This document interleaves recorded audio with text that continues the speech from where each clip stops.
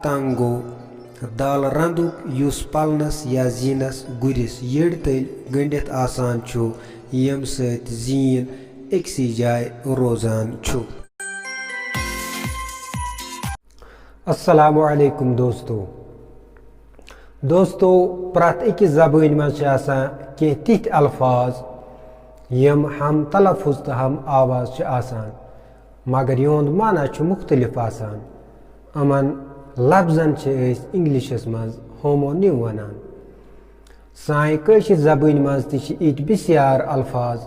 यम हम तलफ़ुज़ तो हम आवाज़ आसान मगर यहद माना मुख्तलिफ आसान वलियो दोस्तों हेचो कि यथी अल्फाज पन्ने माजि ज़ै हंद दोस्तों अगर तुंदिस जहनस मज युथ हूँ कह लफ्ज़ तो लिखो बोन कन कमेंट बॉक्सस मज वर तो वर अख वर गो अख कतरु बान युस चढ़ खोत लकुट आसान तो ब्याक वर गए सब्जी नवरान बापत लकुट जमीन पट पान तो पान अख पान गो कुलन हंद वथर ब्याक पान गो तम दाव यमो सत पलवन टेप दिवान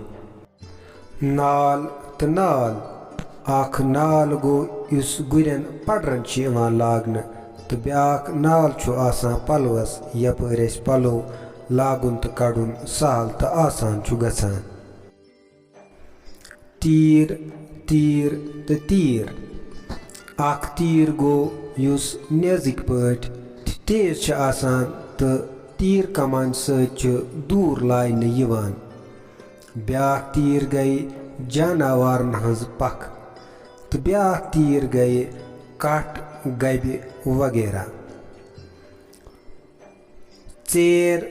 तो चेर अख चेर गो लेट गसुन या डिले गसुन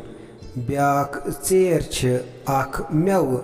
यथ इंग्लिशस मज एप्रिकॉट वनान नाग तो नाग अख नाग गो सु जाय यत आब वुजान तो ब्याक नाग गो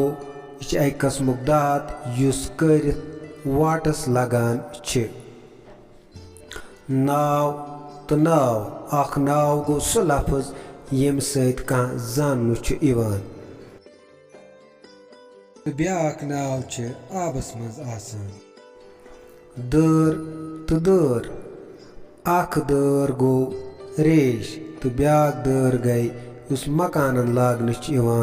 यपर गाश हवा बेतरी दाखिल सपदान लुंग तो लुंग अख लुंग गो यमिस लंजर गचान तो ब्याक लुंग गो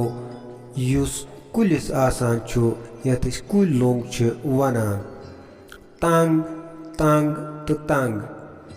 अख तंग करन गो ग्यूर तुलन कल दो तुलन या तकलीफ वातनाउन